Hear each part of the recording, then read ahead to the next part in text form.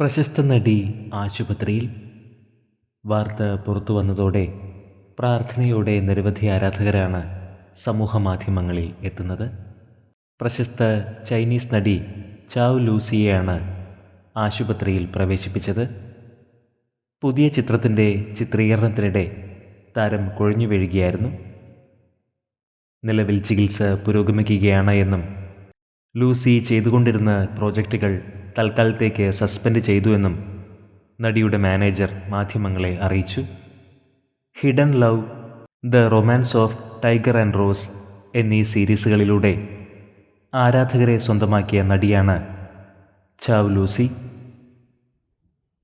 26-കാരിയായ നടിക്ക് ലോകമെമ്പാടും ആരാധകരുണ്ട്. വേഗം സുഖം പ്രാപിക്കൂ എന്ന പ്രാർത്ഥനകളോടെ നിരവധി പേരാണ് ഇപ്പോൾ സമൂഹ മാധ്യമങ്ങളിൽ എത്തുന്നത്.